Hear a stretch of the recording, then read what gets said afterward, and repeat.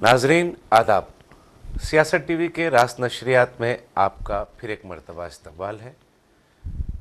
आलमी, कौमी और इलाक़ाई ताज़ा ख़बरों और नए मौज़ूआत के साथ मैं सैयद इस्माइल ज़बीउल्लाह और मेरे हमरा सीनियर सहाफ़ी सज्जादुल हसनैन आपकी खिदमत में दोबारा हाजिर है।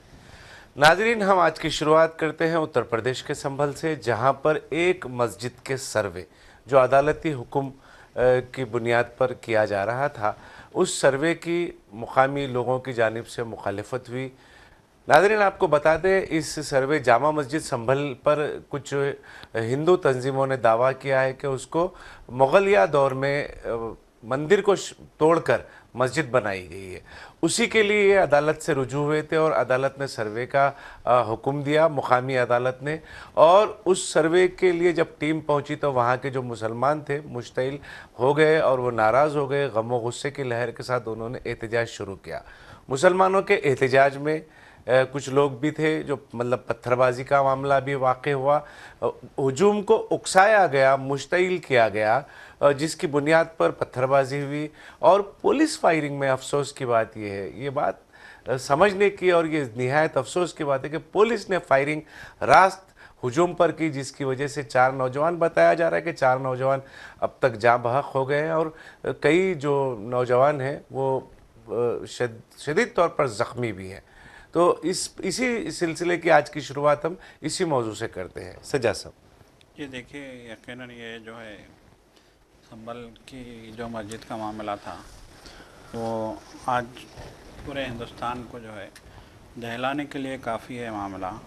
देखिए, साफ़ तौर पे अपोजिशन कायदीन ने तो साफ़ तौर पे कहा है कि यहाँ पे बीजेपी की वहाँ की रियासती सरकार ने पॉलिटिक्स की है।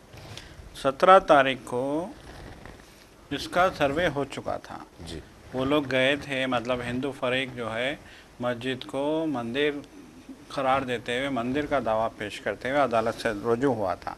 तो अदालत ने फौरी सर्वे की जो है हिदायत जारी की थी। 17 तारीख को सर्वे हुआ। लोगों का कहना है कि 17 तारीख को सर्वे हुआ और सर्वे की टीम आई, मस्जिद का सर्वे करने के बाद टीम चली गई थी, पुरअमन तरीके से हुआ, लोगों ने भी कोई एतराज़ नहीं किया। गो के लोगों में बेचैनी पाई जा रही थी इस तरह के रवैये को लेके, प्रशासन के, वहाँ की जो है इंतज़ामिया के या फिर वहाँ की जो है यूपी की हुकूमत के रवैये पर लोगों में बेचैनी थी। लेकिन फिर भी लोग पुरअमन रहे। सर्वे की टीम आई, सर्वे किया और चली गई। फिर उसके बाद 24 तारीख को अचानक जो है सुबह फजर की नमाज के टाइम सर्वे की टीम फिर पहुंच जाती है दोबारा सर्वे के लिए। तो उस वक्त लोगों में एक तरीके से जो है इश्तियाल पैदा हुआ और लोगों को लगा कि जो है ये जो दोबारा टीम आई है, जब आपने एक बार सर्वे कर लिया था, आप चले गए थे तो बात ख़त्म हो गई थी। जब दोबारा टीम आई तो वो भी जो है टीम के आने का टाइम पे भी लोगों को जो है एक शक और शबा होना जो है लाजमी था कि इतनी फजर के वक्त टीम आ रही है। और जो है लोगों में एक अफवाह ये फैल गई कि कहीं ये अपने साथ जो है कुछ सामान लेके तो नहीं आ रहे हैं, जैसा कि जो है लोगों को लगा ये कहीं ये कुछ सामान लेके तो नहीं आ रहे हैं, मस्जिद में रख देंगे, फिर रख के बाद में दावा किया जाएगा, बोलेंगे कि यहाँ से ये चीज़ मिली ये है, निकली है। जी, आप तो जानते ही हैं ज्ञानवापी मस्जिद में वज़ू खाने का फव्वारा को जो है शिवलिंग साबित कर दिया गया है। इस पे जो है बहुत बहस हुई है, बहुत लेदे हुई है। अब जहाँ से वज़ू खाना था उस इलाके को वहाँ पे बंद कर दिया गया है, लोगों को वज़ू खाने में जाने से मना कर दिया गया है और कहा गया है कि यहाँ शिवलिंग था। अब तो ये भी हो गया है कि बहुत सारे लोग जो हिंदू फरीक हैं वो कह रहे हैं कि हम यहाँ पूजा करेंगे। तो ये इस तरह के रवैये से पहले ही लोगों में एक बेचैनी पाई जा रही थी। तो जब दोबारा सर्वे की टीम संभल में मस्जिद में पहुंचती है तो मुकामी लोग जो है इसकी बात जो है जंगल की आग की तरह इलाके में फैलती है और 300-400 वगैरह के जरिए से वहाँ पर ये इत्तलात फैली, वहाँ पे नौजवान जमा हुए, इकट्ठा हुए, 300-400 नौजवान पहले जमा हुए। फिर उसके बाद भीड़ बढ़ती चली गई। यकीनन देखिए इस तरह के हालात होते हैं, तो जैसा कि आपने कहा कि जो है सारी दुनिया जानती है, मीडिया में है, पूरे सोशल मीडिया पे जो है वीडियो वायरल हो रहे हैं। पत्थरबाजी हुई, पथराव हुआ, फिर पुलिस आ गई, पुलिस इतनी बड़ी तादाद में पुलिस वहाँ पे आई, पीएससी के जवान वहाँ पे आ गए, और फिर जो है संगबारी पत्थरबाजी होती है, ईंट जो है फेंके जाते हैं पुलिस पे, फिर पुलिस शेलबारी करती है। यहाँ तक तो ठीक था, लेकिन उसके बाद जो फायरिंग की गई उस पे सवाल उठ रहे हैं। 4 नौजवानों की जान गई, दर्जनों नौजवान जख्मी बताए जा रहे हैं, सैकड़ों नौजवानों को गिरफ्तार किया गया है। बहुत जंगी सूरत हाल वहाँ पे जो है मैदान जंग बना हुआ है वो इलाका। घरों में जो है जिस तरीके से नौजवानों को गिरफ्तार किया जा रहा है, खवातीन को भी गिरफ्तार करने की इत्तलात जी, मौसूल हो बिल्कुल। रही है। सज्जाद साहब, मैं आपको रोकते हुए ये बात कर रहा हूँ, आप एक चीज गौर करें, एक फॉर्मेट पे उत्तर प्रदेश की योगी आदित्यनाथ हुकूमत काम कर रही है। आप जहां पर भी इस किस्म के मामलात होते हैं, जैसा कि आपने बताया कि 17 नवंबर को सर्वे हो गया था, अचानक 24 नवंबर को फिर दोबारा सर्वे टीम को भेजना वहां पर, उसके बाद फिर लोगों को मुश्तइल करना, एक तरीके से लोगों को मुश्तइल करना, उनको उकसाने का मुसलसिल बार बार योगी आदित्यनाथ हुकूमत कर रही है। जब पुरअमन तरीके से हो चुका था सर्वे, तो फिर दोबारा टीम को भेजना, इसका मतलब एक हुकूमत चाहती थी कि लोग मुश्तइल हो, वहाँ उकसाया जाए उन्हें, मतलब ये मामला तो बिल्कुल वो पथराव करें, फायरिंग हो, लोग मरें, ये हालात बने, पूरे इंडिया में जो है खबर फैले, और फिर हम उसका जो है सियासी फ़ायदा उठाएं। प्रियंका गांधी वही कह रही हैं कि जिस तरीके से हालिया दिनों में RSS सरबराह के बयान आए थे, जिस तरीके का उनका जो लहजा था, और उन्होंने जिस तरीके का पैगाम दिया था, उस पैगाम के बाद इस वाक़े को हम देखते हैं तो ऐसा मालूम होता है कि जानबूझकर जो है इश्तियाल फैलाया गया है, यहाँ मुश्तइल किया जा रहा है। देखिए सज्जाद साहब, आप मुसलसिल जब से योगी आदित्यनाथ ने उत्तर प्रदेश की बागडोर संभाली है, रियासत की इंतजामिया की, तब से मुसलसिल कुछ ना कुछ किसी ना किसी बहाने से मुसलमानों को जानी माली तौर पर नुकसान पहुंचाने का बड़ा काम किया जा रहा है। बिल्कुल यकीनन। देखिए जिस तरीके से हम देखते हैं कि क्या वहाँ पे अभी बुलडोज़र की सियासत भी हो रही थी, आपने तो देखा कि सुप्रीम कोर्ट ने जैसे ही रोक लगाया उस पर अब एक नया हरबा उन्होंने शुरू किया। बिल्कुल। अब ये जो है अब वो कह रहा, देखिए पहले तो 4 नौजवानों की मौत होती है, फिर उसके बाद दर्जनों नौजवानों के ज़ख्मी होने की खबर आती है, जिसमें कई की हालत तशवीशनाक है। अब वहाँ का जो है ज़िले जो पुलिस अधिकारी हैं, जो वो साफ तौर पे कह रहे हैं कि हम सख्त कार्रवाई करेंगे, हम कठोर जो है कदम उठाएंगे, हम जो है पूरों को गिरफ्तार करेंगे जिन्होंने भी पत्थरबाजी की है, हम इलाके के घर घर की तलाशी लेंगे। ये जिस तरह के बयान पुलिस का जो रवैया है, लोगों का यही कहना है कि वहाँ की मुकामी पुलिस का रवैया जो है इंतहाई मानदाना, इंतहाई मुतासिबाना, इंतहाई जो है ख़राब रवैया है, जिसकी वजह से लोगों में एक खौफ और दहशत का माहौल है। आपको याद होगा कि ज़िमनी चुनाव हुआ था उसी संभल में, 23 तारीख को उसी संभल में जो है ज़िमनी चुनाव होता है, 20 तारीख को 23 को जी बिल्कुल, उसी संभल में ज़िमनी चुनाव हुआ था। वहाँ पे MLA की पोस्ट, MLA के लिए, तो वहाँ पे एक वीडियो वायरल हुई थी कि एक पुलिस वाला जो है अपने पिस्तौल लेके लोगों को डरा रहा है। पूरे जो है वहाँ शिकायत की थी, वहाँ के जो उम्मीदवार थे, SP के उम्मीदवार, उन्होंने शिकायत की थी कि मुस्लिम बस्तियों को नाकाबंदी कर दी गई है, लोगों को जाने नहीं दिया जा रहा है, जिसके जवाब में लोग जो है बाहर निकले थे और उन्होंने नाकाबंदी पे सवाल उठाए थे और गड़बड़ हुई थी वहाँ पे। इमीडिएटली वो वीडियोस के हवाले से अखिलेश यादव ने इलेक्शन कमीशन ऑफ इंडिया से शिकायत भी की थी, जिसकी बुनियाद पर 5 पुलिस वालों को सस्पेंड भी किया गया। मगर ये तमाम चीजें होने के बावजूद भी नतीजा जो है वो बीजेपी के हिमायत में नहीं आया। बिल्कुल। देखिए यकीनन, देखिए संभल जो है एक मुस्लिम अक्सरियत इलाका है, वहाँ से समाजवादी पार्टी का जो है गलबा है वहाँ पे। तो बहरहाल जो है उस वक्त भी 2 ख़वातीन निकल के आई थी वोट देने के लिए, मुस्लिम ख़वातीन, वो वीडियो बड़ी वायरल हुई थी। वो एक पुलिस वाला जो है, एक पुलिस ऑफिसर अपनी रिवॉल्वर दिखा रहा है, धमकी दे रहा है, उसके बावजूद 2 ख़वातीन जाती हैं, अपना ID कार्ड जो वोटर ID कार्ड है वो दिखाती हैं और बहस करती हैं कि वोटर आईडी कार्ड होने के बावजूद लोगों को पोलिंग बूथ जाने से क्यों रोका जा रहा है। तो इस तरह का वहाँ पे 20 तारीख को वाक़या हो चुका है। हालात वहाँ पे 20 तारीख को भी ख़राब किए गए थे। 20 तारीख के वाक़ये से पहले ही लोगों में बेचैनी पाई जाती थी। पहले ही लोगों में एक तरह का जो है एक तरह का जो गम और गुस्सा था कि हमें वोट देने के लिए क्यों रोका जा रहा है, अक़लियत में ख़ास तौर पे। तो फिर उसके बाद हम देखते हैं कि अचानक जो है 24 तारीख को सुबह टीम पहुंच जाती है वहाँ पे सर्वे के लिए। तो लोगों को लगता है कि फिर से जो है यहाँ कुछ गड़बड़ है, फिर से जो है टीम को दोबारा भेजा गया। 17 को जब ये लोग आए थे तो इन्होंने अपना इत्मीनान से सर्वे किया था, चले गए थे। फिर 24 को आए हैं तो ज़रूर कुछ ना कुछ दावा ठोका जाएगा। छूट की बुनियाद पे हुकूमत करने का कमाल तो जो है बीजेपी से सीखना चाहिए।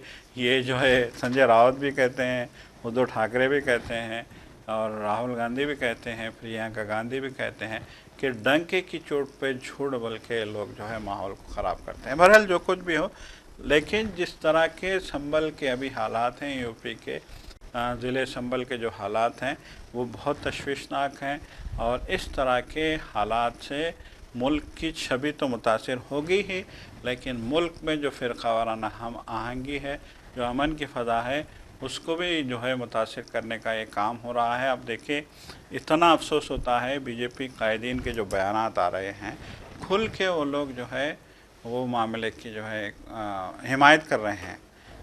4 लोगों के मरने का उन्हें कोई अफसोस नहीं है। वो कह रहे हैं कि ये लोग तो इसी काबिल हैं, इनको तो जो है इनके साथ तो ऐसा ही करना चाहिए।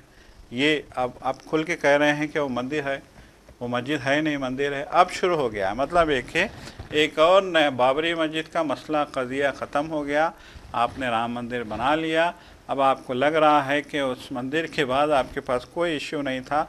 अब आपको जो है आने वाले इंतखाबात के लिए, यूपी में इलेक्शन होने हैं, अगले बरस वहाँ पे इलेक्शन होंगे, तो उस इलेक्शन के लिए आपको फिर से मुद्दा चाहिए था। ज्ञानवापी और संभल की जो मसाजिद हैं उनको दोबारा मुद्दा बनाने की ये कोशिश करेंगे यकीनन। बिल्कुल। मगर ये भी कहा जा रहा है सियासी मुबस्सिरीन, सियासी दानिशवर जो सियासत पर अपने गिरफ्त रखते हैं, वो लोग, उनका भी ये कहना है कि अदालत ने सुप्रीम कोर्ट की जानिब से जो बाबरी मस्जिद का फ़ैसला आया, वो उस फैसले की वजह से, क्योंकि उस फैसले की बुनियाद भी सर्वे ही था जी, तो उस फैसले की वजह से ये जो हिंदू तंजीमें हैं उनके हौसले बुलंद हुए हैं। वो हर मस्जिद पर इस किस्म का दावा पेश कर रहे हैं और वहाँ पर सर्वे की मांग कर रहे हैं, अदालतों से रुजू हो रहे हैं सर्वे की मांग से। जी बिल्कुल। देखिए ये अगर इसको खेल बना लिया जाएगा तो फिर बहुत मुश्किल है जी।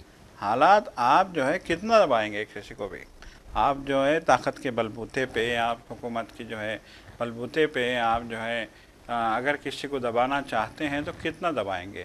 देखिए लोग कह रहे हैं हम संभल के वाक़ये पे कि लोग इतने जो है मतलब देखे बेजार बिल्कुल आतिशफिशा जो था फट गया, वो पकते पकते जब फटता है तो पूरे इलाके में जो है आग बरसा देता है। तो यही लोग कह रहे हैं कि संभल में जो हुआ है वो लोगों के अंदर की आग है जो निकल के अब बाहर आ रही है। आखिर कब तक जो है आप लोगों को कुचलेंगे, उनके घर आप गिरा रहे हैं, उनके जो है मुकदमात उन पे दायर कर रहे हैं, उनको धमकाया जा रहा है, डराया जा रहा है।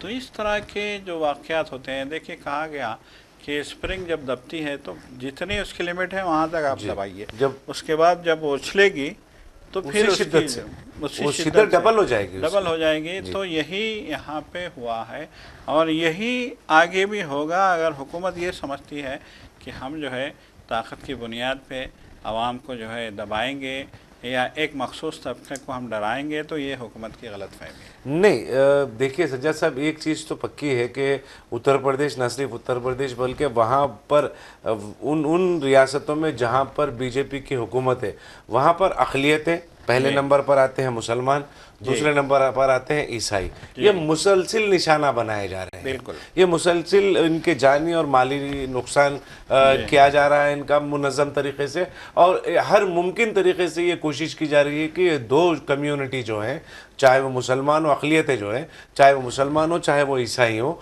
वो मुश्तइल हो और हुकूमत के आमने सामने उनका वो उतर जाए, इंतज़ामिया के सामने उतर जाए। उसी का नतीजा हम संभल में हमने ये देखा कि कल जो वाक़यात हुए तो लोग जो मुश्तिल हो गए, इस कदर उनको उकसाया गया, इस कदर उनके मतलब जज्बात से खेला गया कि वो मजबूर होकर इंतज़ामिया के मुकाबले में, पुलिस के मुकाबले में आकर खड़े हो गए।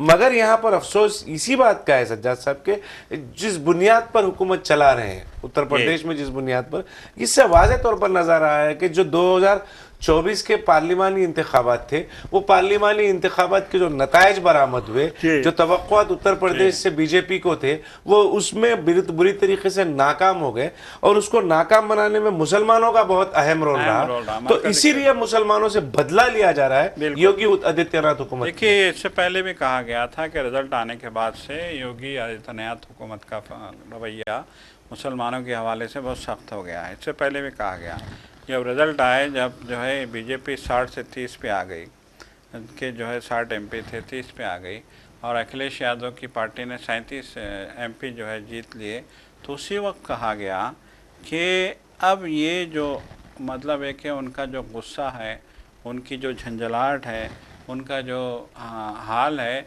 वो जो है अब वो मुसलमानों पे जो है उसका जो है असर हो सकता है, ये कहा गया था। बहरहाल देखिए, अब जिस तरह के बयान आ रहे हैं, ख़ास तौर पर चीफ मिनिस्टर का, डिप्टी चीफ मिनिस्टर का, केशव प्रसाद मौर्य का भी बयान हम देख रहे थे, और बीजेपी के दीगर लीडरों का जो बयान आ रहा है, उसमें उनको ऐसा मालूम होता है कि कोई अफसोस नहीं है, बल्कि उनकी खुशी दुबाला हो गई है कि उनको फिर से एक नया मुद्दा मिल गया है। तो बहरहाल देखने वाली बात यह है, देखिए प्रियंका गांधी ने तो कहा है कि हम जाएंगे संभल, हम जख्मियों से अभी तो फिलहाल इम्तनात आए थे, वहाँ पर इंटरनेट बंद कर दिया गया है, स्कूल्स बंद कर दिए गए हैं, और फिर वो कोई ऑर्गेनाइजेशन या कोई सियासी लीडर मतलब प्रॉपर तरीके से जो वो होती है, इजाज़त होती है इंतज़ामिया की जानिब से, वो इजाज़त के बगैर संभल में दाखिल नहीं हो सकता, इस तरह के वहाँ पर कवायद जारी कर दिए गए। बिल्कुल पूरी जो है सख्ती, जाहिर सी बात है। अब उनको जो है, अब जो एक्शन प्लान है आज से जो शुरू होगा, गिरफ्तारियां बोलिए आप जी, नहीं अभी ताज़ा इत्तलात के मुताबिक 22 से 35 लोगों को गिरफ्तार किया गया है, जिसमें कुछ खवातीन भी शामिल हैं। 2 खवातीन को कल रात में ये कहते हुए गिरफ्तार किया गया था कि वो अपने घर की छत से पत्थर फेंक रहे हैं। तो ये तो जो है, बहरहाल अब पुलिस अपना काम कर रही है, तो अब वहाँ के लोग ही ये सही सूरत हाल बताएंगे। शाही मस्जिद, शाही जामिया मस्जिद संभल, जिसके बारे में कहा जाता है कि सदियों पुरानी मस्जिद है, मुगलिया दौर में जो है ये मस्जिद तामीर की गई थी। अब देखिए, ये तो मिजाज बन गया है इनका कि जो है मस्जिदों को निशाना बनाओ। जिस तरीके से हमने देखा कि हिमाचल प्रदेश में शिमला में जो है एक मस्जिद के तामीराती काम को रोका गया, जिस तरीके से पूरा जो है सैकड़ों की तादाद में बीजेपी के अरकान जो है वहाँ पे जमा हो गए थे, और वो अब सीधे सीधे एक मस्जिदों पे जो है जिस तरह से निशाना साधा जा रहा है, वो बहुत ही जो है तशवीशनाक भी है। और इस मुल्क की जो गंगा जमनी तहजीब है, उसको मलियामेट करने की एक साजिश के तौर पे भी हम जो है इस तरह के हालात को देखेंगे। अब संभल की क्या सूरत हाल होगी आगे, और इसको लेके जो है किस तरह से जो है मामलात आगे बढ़ेंगे, या फिर जो है संभल के लोगों को इसका क्या खमियाजा भुगतना पड़ेगा, ये तो आने वाला वक्त ही बताएगा।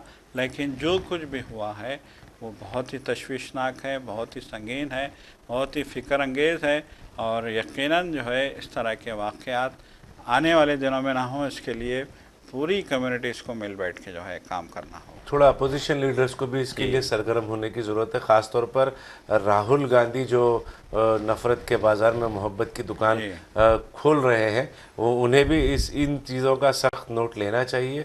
और क्योंकि एलओपी हैं, वो लीडर ऑफ अपोजिशन है पार्लियामेंट में, अक़लियत भी जो है इस मुल्क की सबसे दूसरी बड़ी अक्सरियत है, तो मुसलमान जो है इस मुल्क की दूसरी बड़ी अक्सरियत है, तो इनके भी हुकूक़ का, इनके भी जो जज्बात का है, कांग्रेस हो या फिर इंडिया अलायंस हो, उसे उन्हें भी इनका एहतराम करने की सख्त ज़रूरत है। ये मामले पर खुलकर इंडिया अलायंस के तमाम कायदीन को इस मामले पर खुलकर अब बात करने का वक्त आ गया है। नाज़रीन, हम अगली खबर की तरफ रुख लेते हैं। पार्लियामेंट का आज से सरमाई इजलास जो है वो शुरू हो रहा है, और इसमें अपोजिशन की जानिब से पूरी तैयारियां हैं।